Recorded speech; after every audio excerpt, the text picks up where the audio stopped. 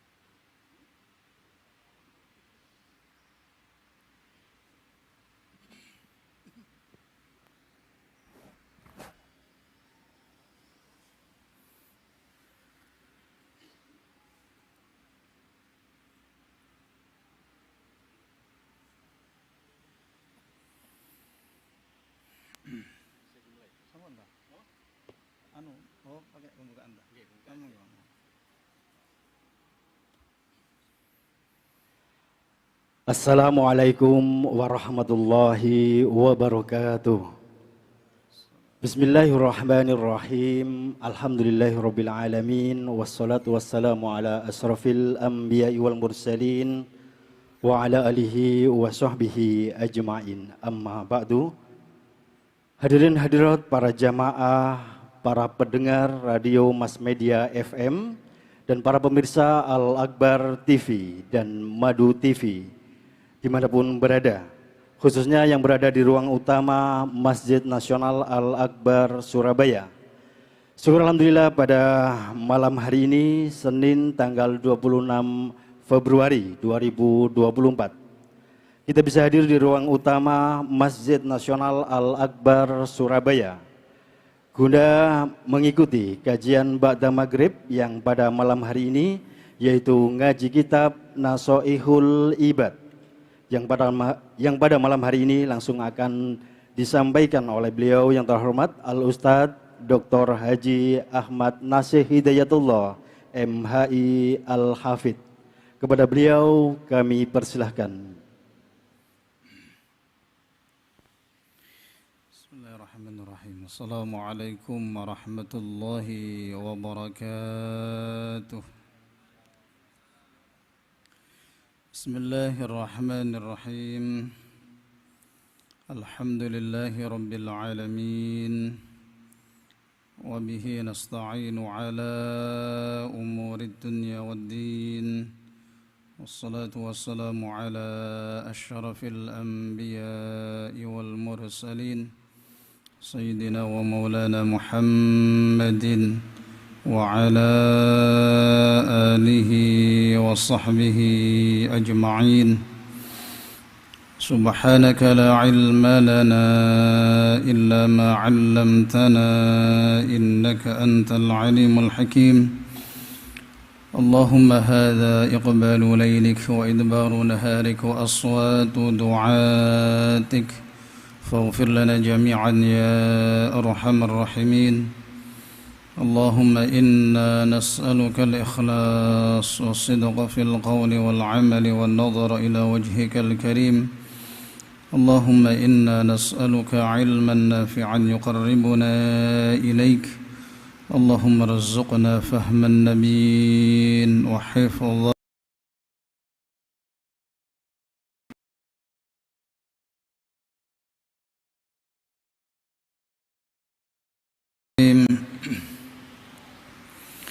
الفاتحة إلى حضرة الحبيب المصطفى والرسول المجتبى والنبي المرتضى نور الهدى شمس الضحى بدر الدجى سيد السادات سيدنا المصطفى رسول الله محمد صلى الله عليه وآله وسلم ثم إلى أرواح جميع أولاده وأزواجه وإخوانه من الأنبياء والمرسلين والصحابة والتابعين والشهداء والعلماء والمصنفين وإلى حضرة جميع الملائكة المقربين والأولياء الصالحين والقربين وإلى حضرة جميع المسلمين والمسلمات والمؤمنين والمؤمنات الأحياء منهم والأموات خصوصا آبائنا وأمهاتنا وأجدادنا وجداتنا وأبنائنا وبناتنا وإخواننا وأخواتنا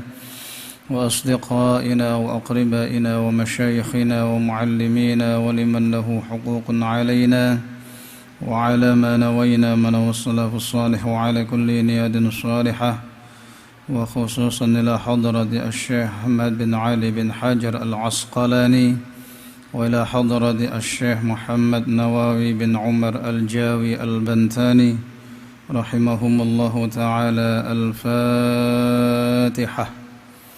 أعوذ بالله من الشيطان الرجيم. بسم الله الرحمن الرحيم. الحمد لله رب العالمين الرحمن الرحيم مالك يوم الدين إياك نعبد وإياك نستعين اهدنا الصراط المستقيم صراط الذين أنعمت عليهم غير المغضوب عليهم ولا الضالين آمين. بسم الله الرحمن الرحيم. Alhamdulillahi Rabbil Alamin. Kita bersyukur kehadirat Allah Subhanahu wa Ta'ala. Malam hari ini atau petang hari ini kembali kita dipertemukan oleh Allah di rumah Allah yang mulia ini. Kita menghadiri undangan Allah melaksanakan ibadah salat maghrib. InsyaAllah nanti kita sambung salat isya. Kita manfaatkan waktu untuk sama-sama ngaji kitabnya Nasaihul Ibad. Saya tadi tanya sama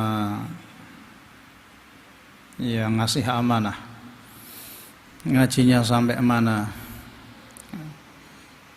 Kata yang ngasih amanah, terserah sampean. Wah, ya ampun, terserah saya.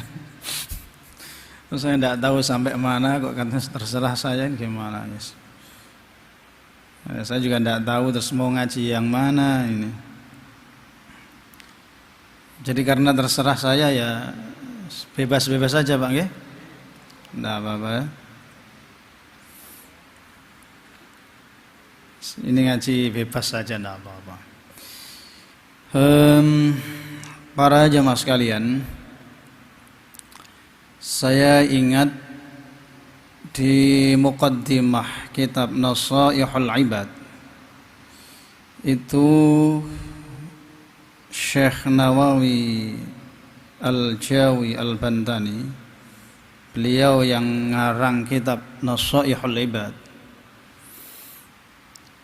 itu menyampaikan diantaranya ada satu hadis qudsi yang cukup panjang.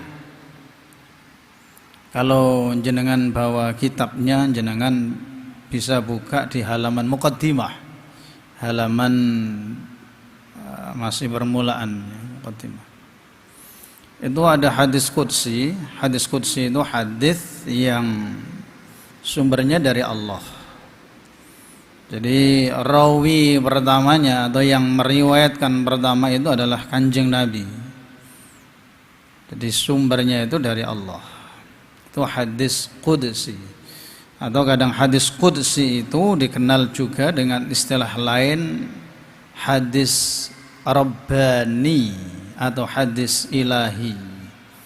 Jadi ada hadis qudsi, ada hadis nabawi. Ya, kalau hadis nabawi itu memang sumber pertamanya ya Rasulullah, Kanjeng Nabi. Kalau hadis qudsi itu berasal dari Allah redaksinya itu disusun oleh Kanjeng Nabi. Itu hadis qudsi. Hadis qudsi ini panjang, mungkin kurang lebih hampir 1 halaman dari kitab ini, dan sepertinya tidak mungkin untuk kemudian kita baca semua satu hadis ini.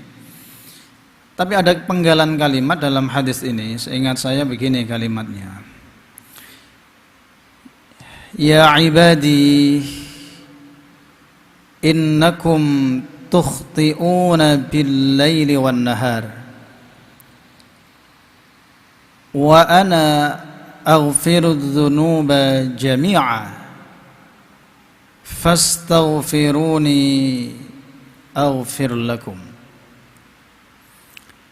Allah berfirman dalam hadis qudsi ini, Ya ibadi, wahai hamba-hambaku, innakum, sesungguhnya kalian, tukhti'una bil-laili wan-nahar, banyak melakukan salah, banyak melakukan dosa malam ataupun siang hari, siang ataupun malam hari. Kalimatnya di situ mendahulukan malam dulu baru siang. Panjenengan ketemu? Ada yang sudah ketemu? Hadisnya ketemu. Ya. Innakum tukhti'una bil-laili wan-nahar,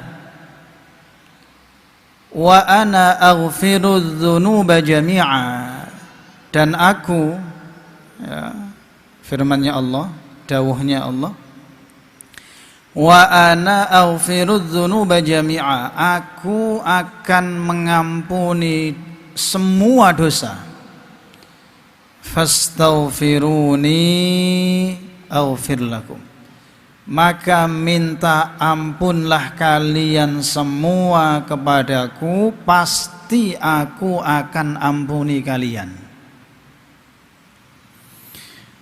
Ma'asyiral muslimin rahimakumullah, ini hadisnya cukup sepenggal ini aja. Panjang kan? Ya Mas ya? Panjang. Panjang banget ini. Sebelumnya ada itu, ya ibadi inni haramtu dzulma ala nafsi, dan seterusnya itu. Saya ambil penggalan aja ini. Hadis qudsi ini, penggalan hadis qudsi ini mengingatkan kita, menyadarkan kita, Allah menyadarkan kita, mengingatkan kita bahwa kita ini sebagai manusia, sebagai makhluk yang dhaif, makhluk yang lemah, kita ini banyak salahnya, kita ini banyak dosanya, banyak melakukan dosa. Bahkan Allah menyebut tukhti'una bil-laili wan-nahar, tidak peduli siang, tidak peduli malam, kita ini hampir hidup kita berkelindan dengan dosa. Polah sak polah dosa, melaku sak melaku maksiat, ada saja maksiatnya kita itu. Kesalahan kita ini atau kesalahannya manusia ini mudah banget untuk melakukan kesalahan. Salah-salah metu masjid itu wis dosa. Baru ngaji begini keluar masjid lagi dok parkiran itu wis dosa. Entah apalah itu. Mbah ngerasani koncone, mbah ngerasani ustate, dan lain sebagainya. Ya memang kecenderungan manusia untuk berbuat dosa, kecenderungan manusia untuk berbuat salah itu lebih gampang, lebih mudah daripada kecenderungan manusia untuk berbuat baik. Manusia itu oleh Allah diberi potensi baik, juga diberi oleh Allah potensi jelek. Tapi kecenderungan manusia terhadap potensi jeleknya itu lebih gampang. Makanya Allah dalam surat Asy-Syams itu Allah menyampaikan, wa nafsi wa ma sawwaha fa alhamaha fujuraha wa taqwaha.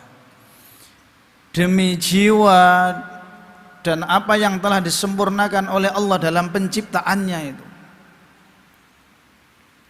Fa'alhamaha fujuraha wa taqwaha, kemudian Allah memberikan ilham, Allah memberikan potensi terhadap nafsu itu, terhadap jiwa itu. Yang didulukan oleh Allah dalam kalimat ini adalah fujurnya dulu. Fa'alhamaha fujuraha. Fujur itu kecenderungan atau potensi manusia untuk berbuat yang tidak baik, berbuat serong, berbuat keluar dari ketentuan yang semestinya, melakukan tindakan-tindakan yang jelek atau hal-hal yang bahkan mengarah kepada dosa. Kemudian baru wa taqwaha, diberi potensi untuk berbuat baik, untuk berbuat amal-amal saleh, melakukan kebajikan, untuk mendekatkan diri kepada Allah, takwa kepada Allah. Ini memberikan isyarat. Jadi mendahulukan kalimat fujur baru takwa ini isyarat bahwa memang manusia kita ini cenderung lebih mudah diajak untuk yang jelek-jelek, lebih mudah untuk melakukan yang jelek-jelek daripada yang baik-baik. Kira-kira Pak, ngaji ngeten niki kalih leyeh-leyeh ndelok TV terus pinggirnya ono kopi atau ono teh hangat, ono gorengan gitu. Asline pilih pundi, Pak? Asline.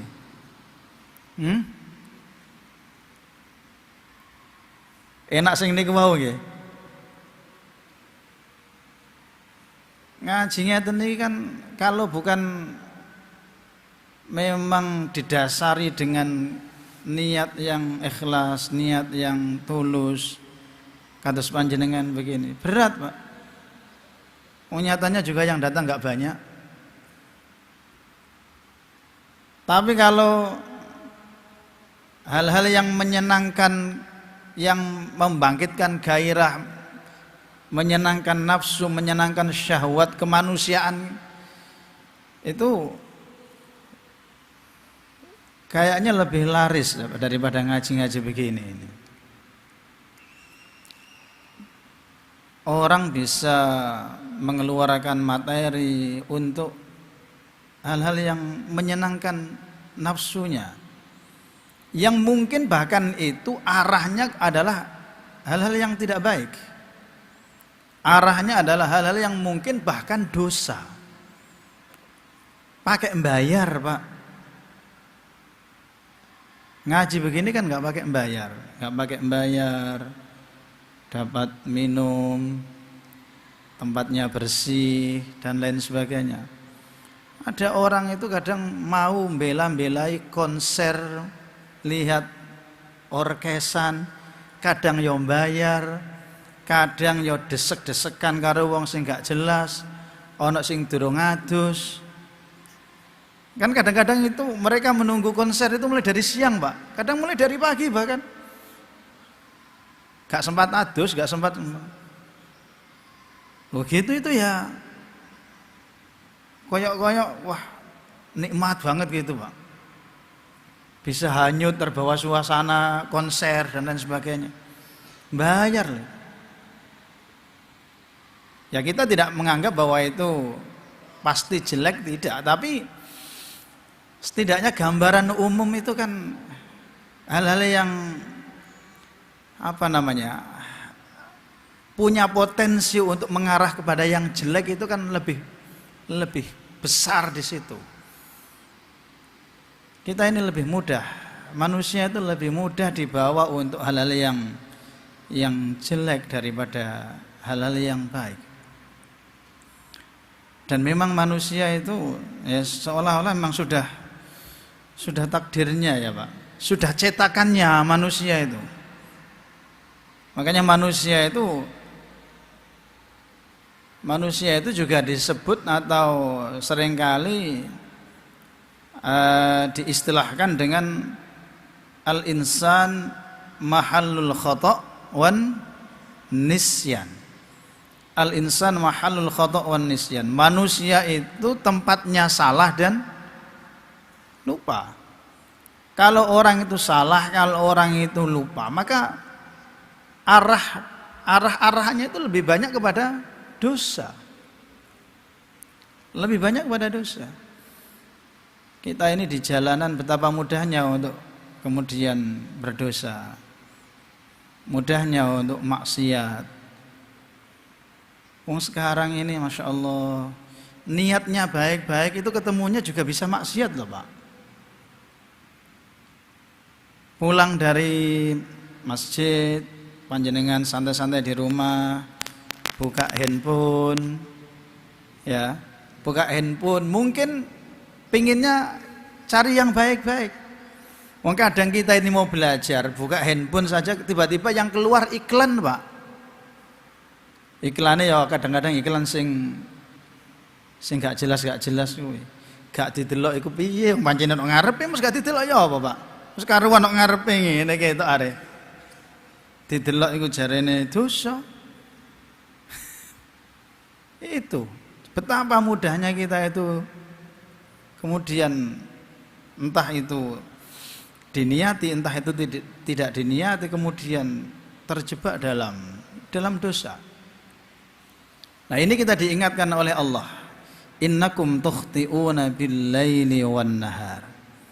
Kalian semua itu wahai manusia adalah makhluk-makhluk yang mudah salah, gampang keliru, gampang melakukan tindakan-tindakan dosa, siang ataupun malam. Jadi Allah mengingatkan kita seperti itu. Dan memang kita ini manusia ini seolah-olah di setting oleh Allah, dicetak oleh Allah untuk gampang dosa, Pak. Gampang dosa. Apa meneh sing sik enom-enom ini seperti saya gini, Pak. Gampang dosa. Ini panjenengan kan sudah sepuh-sepuh. Yang sepuh-sepuh tapi yang ada juga yang masih muda yang iya. Subhanallah. Sampai disampaikan dalam sebuah hadis, Pak. Baginda Rasul dalam sebuah hadis menggambarkan bagaimana manusia itu makhluk yang memang seolah-olah dicetak untuk gampang dosa. Koyok-koyok nek gak dosa iku kok kurang pantes ngono gitu. Koyok-koyok itu. Sampai Kanjeng Nabi itu pakai sumpah loh Pak. Dalam hadisnya Kanjeng Nabi ini pakai sumpah. Wallahi. Mohon maaf, bukan wallahi. Walladzi nafsi biyadih. Kalimatnya begitu. Walladzi nafsi biyadih. Demi zat yang jiwa ragaku ada dalam kekuasaannya. Itu artinya demi zat yang jiwa ragaku ada dalam kekuasaannya. Itu kan demi Allah, sama dengan demi Allah. Walladzi nafsi biyadih, demi zat yang jiwa ragaku ada dalam kekuasaannya. Lau lam tudhnibu la dhahaballahu bikum. Coba. Lau lam tudhnibu, subhanallah. Lau lam tudhnibu la dhahaballahu bikum. Kalau kalian itu ndak dosa-dosa, kalau kalian itu kok baik tok, gak lama Pak, diambil oleh Allah, dikukuti oleh Allah. Tahu dikukuti Pak? Iya. Loh ini Kanjeng Nabi yang menyampaikan, lau lam tudhnibu la dhahaballahu bikum. Kalau kalian itu kok enggak dosa-dosa, api tak uripe Pak. Wis dijukuk Gusti Allah. Saya enggak akan mengatakan oh berarti sing tua-tua kok durung dijukuk kira-kira akeh dosane enggak, saya enggak bilang begitu, Pak. Enggak, itu panjenengan sendiri yang menerjemahkan, monggo. Tapi Kanjeng Nabi menyampaikan begitu. Lau lam tudhnibu la dhahaballahu bikum. Seandainya kalian itu api, tok mangkane dadi wong iku ojo terlalu api, Pak. Terlalu api iku yo gak apik. Gare cepet mati ya. Loh iya, ini Kanjeng Nabi kok yang menyampaikan. Jadi ya memang kita ini manusia ini kalau memang disetting oleh Allah, ditakdirkan oleh Allah untuk menjadi baik, ya kita akan diambil oleh Allah dalam kondisi baik, Pak. Lah kalau kita sudah baik terus, Pak, oh iki wis wayahe iki. Tapi setelah ini panjenengan wis meneh aku gak ada jamaah nang Masjidil Akbar. Ya ojo ngono, Pak. Ya enggak begitu. KPN aku terlalu rajin, ya jangan begitu. Jadi Kanjeng Nabi menyatakan seperti itu. Laulam tudhnibu la dhahaballahu bikum. Kalau kalian itu tidak dosa-dosa, api, kalian akan segera diambil oleh Allah. Allah akan segera mengambil kalian. Waja'a biqaumin yudhnibun. Setelah itu kita akan diganti oleh Allah makhluk-makhluk sing modele sing dosa, Pak. Dosa. Loh iya ini bahasanya Kanjeng Nabi. Sahih loh Pak hadis ini. Allah akan mendatangkan kaum yang lain diganti, Pak, dengan kaum sing senengane dosa, bolak-balik dosa. Dosa. Tapi di belakang itu fayastaghfirunahu fayaghfiru lahum. Tapi orang yang senengane dosa-dosa ini ya dosa tapi mari ngono istighfar, dosa mari ngono njaluk sepuro, dosa mari ngono amal soleh dan lain sebagainya. Allah akan mengampuni. Ada dua kemungkinan, Pak, ada dua kemungkinan. Kemungkinan pertama, kalau kemudian orang itu baik terus, ya memang dia ini dicetak oleh Allah menjadi orang baik, segera diambil oleh Allah. Mumpung durung elek, Pak. Panjenengan kira-kira ngerasa aku iki sedina kok apik tok. Wah, aja-aja aku nang dijukuk. Mari ngono terus aku ning ngono tak dosa didik lah.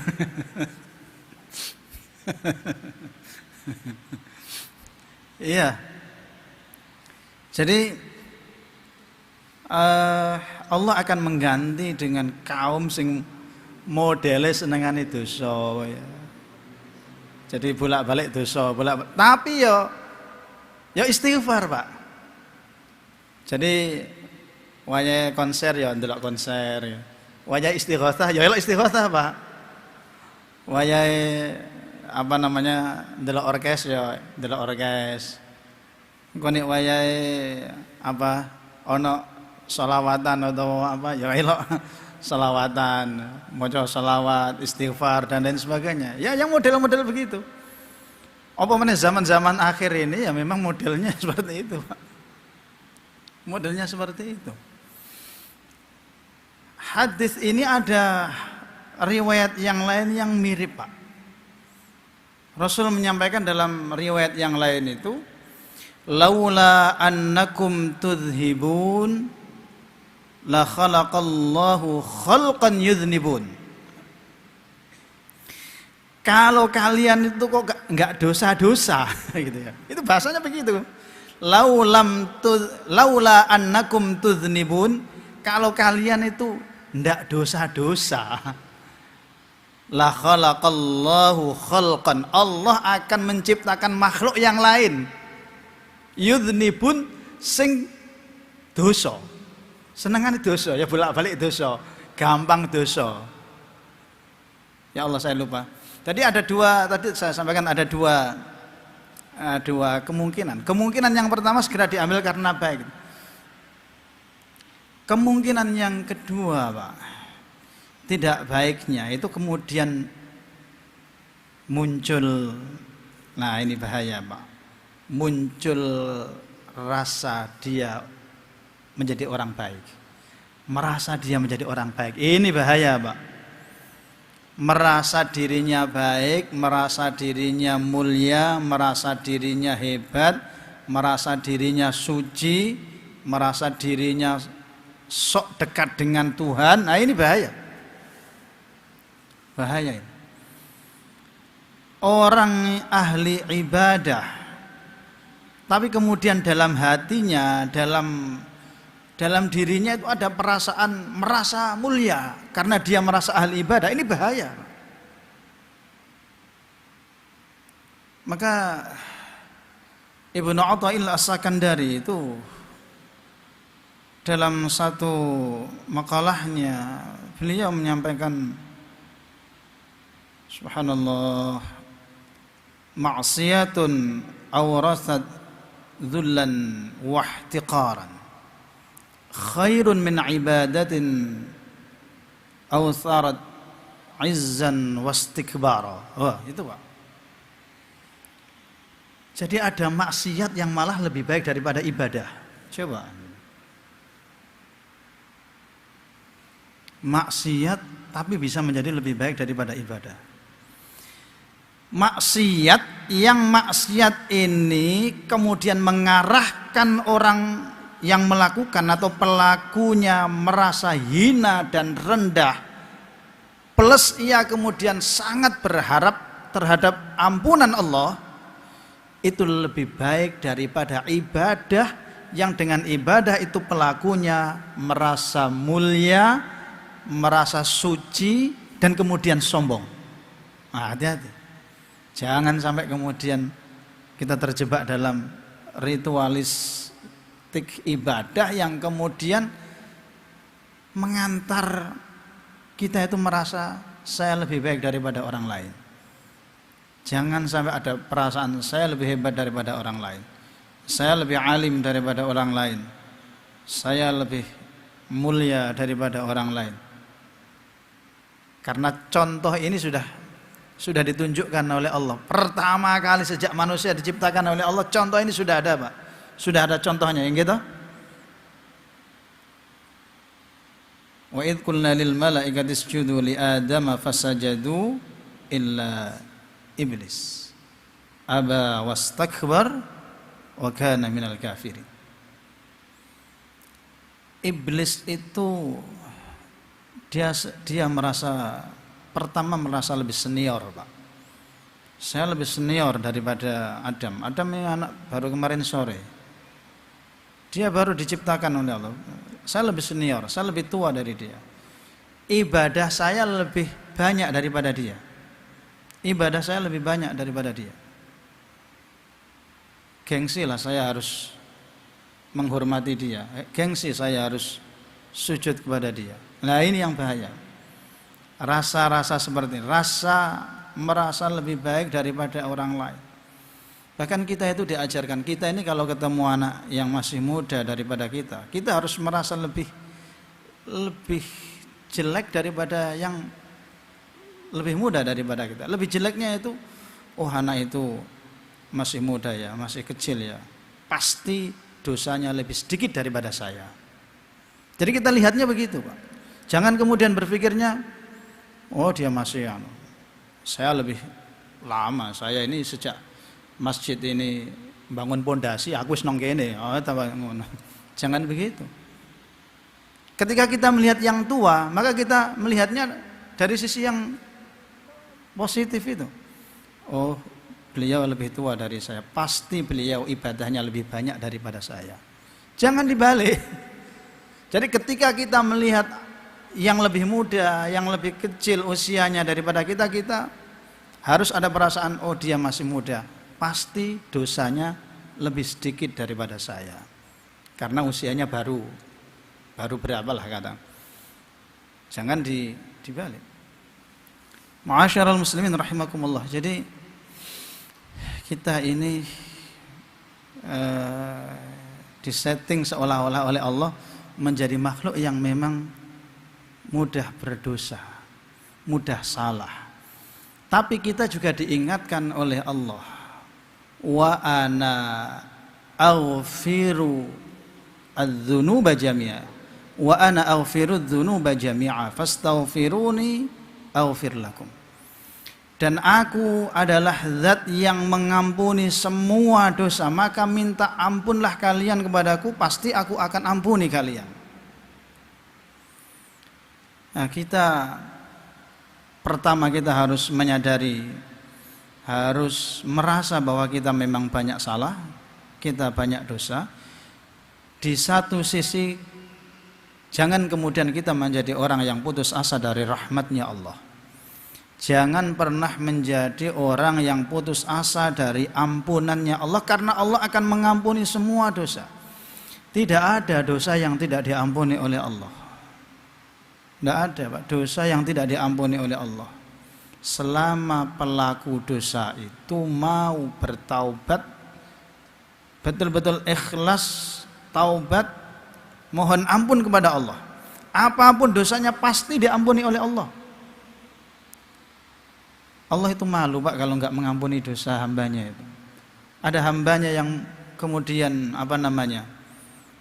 mohon ampun kepada Allah, mohon maaf kepada Allah atas dosa-dosanya, atas kesalahannya, kemudian Allah nggak mengampuni, itu ya malu Allah. Wong Allah sudah menyematkan dalam zatnya itu Ghafurur Rahim, Allah itu Rahman Rahim, kemudian Allah tidak mengampuni, itu ya malu Allah. Maka jangan kemudian menjadi orang yang putus asa dari rahmatnya Allah. Dalam Az-Zumar, dalam Az-Zumar Allah menyampaikan kepada kita, qul ya ibadiyalladzina asrafu ala anfusihim la taqnatu min rahmatillah innallaha yaghfirudz dzunuba jami'a innahu huwal ghafurur rahim. Katakan wahai Nabi, katakan wahai Rasul, ya ibadiyalladzina asrafu ala anfusihim, wahai hamba-hamba Allah, wahai hamba-hambaku yang mereka sudah melampaui batas atas diri mereka sendiri. Hamba-hamba Allah yang dosanya sudah menggunung, yang dosanya seperti buih di lautan. La taqnatu min rahmatillah. Jangan sekali-kali kalian putus asa dari rahmatnya Allah. Jangan sekali-kali kalian putus asa dari ampunannya Allah. Innallaha yaghfirudz dzunuba jami'a. Sungguh Allah mengampuni semua dosa. Apakah dosa syirik itu diampuni? Diampuni.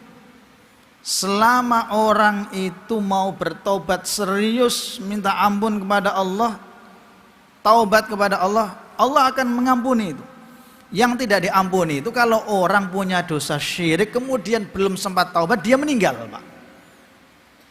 Innallaha la yaghfiru an yushraka bihi wa yaghfiru ma duna dzalika liman yasha. Allah akan mengampuni semua dosa kepada siapapun yang Allah kehendaki. Dosa syirik Allah akan ampuni kalau orang itu memang betul-betul bertaubat kepada Allah, mohon ampun kepada Allah. Tidak ada dosa yang tidak diampuni oleh Allah. Ada riwayat dalam sebuah hadis, ada seseorang yang datang kepada Rasulullah, kemudian ia mengadukan tentang betapa dia ini dosanya sudah luar biasa. Dosanya luar biasa. Dan kemudian oleh baginda Rasul, orang ini diajari satu doa. Allahumma maghfiratuka awsa'u min dhunubi wa rahmatuka arja' indi min amali. Ini doa yang diajarkan oleh baginda Rasul. Orang ini menangis, orang ini mengadu kepada Rasul, dosanya sudah luar biasa sudah. Kemudian Rasulullah menyampaikan, bacalah, qul, katakan atau bacalah doa ini. Allahumma maghfiratuka awsa'u min dhunubi. Ya Allah, ampunanmu itu jauh lebih luas daripada dosa-dosaku. Wa rahmatuka arja' indi min amali. Dan rahmatmu, kasih sayangmu itu jauh lebih aku harapkan daripada sekedar amal-amalku. Rasul memerintahkan kepada orang ini, ulang lagi, diulang sampai 3 kali. Kemudian Rasulullah menyampaikan kepada orang ini, qum, berdiri, karena dosa-dosamu sudah diampuni oleh Allah. Luar biasa, betapa luar biasa Allah akan mengampuni semua dosa. Maka tidak ada istilah orang merasa bahwa saya terlalu banyak dosa, mungkin Allah tidak akan mengampuni saya, Allah tidak akan mengabulkan dosa saya dan doa saya dan lain sebagainya. Jangan kemudian kita punya pemikiran seperti itu. Jangan sampai kemudian orang punya perasaan seperti itu. Ada beberapa kali orang itu ketemu dengan saya, Pak. Tubuhnya ini, wah, Masya Allah, tatonya itu banyak sekali. Menangis dan lain sebagainya. Saya ini preman, Ustaz. Pokoknya jenengan nanti kalau di daerah ini ada yang sebut nama saya. Sampaikan kalau sampean itu teman saya, waduh. Temannya preman saya. Jadi ada jamaah, ini jamaah kita, Pak, jamaah. Kemudian menyampaikan gimana saya kalau saya ini tawaf, kemudian tubuh saya kelihatan banyak tatonya dan lain sebagainya, dan seperti ini gimana? Apa doa-doa saya apa diterima, apa dosa-dosa saya diampuni dan lain sebagainya. Saya sampaikan, sudah, jangan punya pikiran yang macam-macam. Yakin bahwa Allah akan mengampuni dosa-dosa kita. Allah akan mengampuni dosa-dosa sampean selama sampean serius minta ampun kepada Allah. Dan kita ini diberikan oleh Allah, Masya Allah, fasilitas-fasilitas yang luar biasa, Pak. Betapa banyak fasilitas yang Allah berikan kepada kita yang kemudian itu akan menjadikan dosa-dosa kita diampuni oleh Allah. Wudu itu adalah fasilitas yang akan akan merontokkan dosa-dosa kita. Kita sedekah, kita sholat sunnah, kita membaca zikir, membaca istighfar dan lain sebagainya. Itu adalah fasilitas-fasilitas yang Allah berikan kepada kita. Bagaimana kemudian dosa-dosa kita akan diampuni oleh Allah. Insyaallah sebentar lagi kita akan menghadapi atau kita akan masuk bulan Ramadan. Ini bulan yang luar biasa, Pak. Ini bulan di mana Allah akan mengobral pahala dan Allah akan menghapus dosa-dosa. Berapa banyak baginda Rasul menyampaikan kepada kita dalam sebuah hadis, misalkan baginda Rasul menyampaikan, man shoma Ramadan imanan wahtisaban ghufira lahu ma taqaddama min dzambi. Barang siapa yang puasa bulan Ramadan betul-betul dilakukan karena iman kepada Allah, yakin kepada Allah, penuh harap kepada Allah, berharap pahala dari Allah, ghufira lahu ma taqaddama min dzambih, maka orang itu dosa-dosanya yang telah lewat akan diampuni oleh Allah. Tidak disebutkan sehari, seminggu, sebulan, 1 tahun, pokoknya yang sudah lewat semuanya akan diampuni oleh Allah. Ghufira lahu ma taqaddama min dzambih. Riwayat berikutnya, wa man qama Ramadan, barang siapa yang melakukan qiyam Ramadan, salat malam di bulan Ramadan, menghidupkan malam-malam Ramadan, imanan wahtisaban ghufira lahu ma taqaddama min dzambih, maka orang itu juga akan diampuni dosa-dosanya yang telah lewat oleh Allah. Kita menjadi umatnya baginda Rasul ini, Masya Allah. Panjenengan kalau suka baca kitab Maulid Ad-Dibai, itu ada di sana kalimat yang menyebut umatnya Kanjeng Nabi itu ada 3 model, Pak.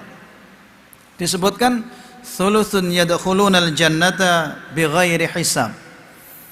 Sepertiga dari umatnya Kanjeng Nabi Muhammad itu akan masuk surga tanpa hisab. Moga-moga panjenengan termasuk yang ini. Alhamdulillah, aminnya keras ini, pede ini. Ya harus pede, Pak. Harus pede. Thulutsu yadkhulunal jannata bighairi hisab. Sepertiga dari umatnya Kanjeng Nabi Muhammad itu akan masuk surga tanpa hisab. Wa thuluthun ya'tuna bidzunubihim wa khatayahum fayughfaru lahum. Sepertiga dari umatnya Kanjeng Nabi itu datang nanti di hari kiamat membawa dosa-dosa dan salahnya, tapi diampuni oleh Allah.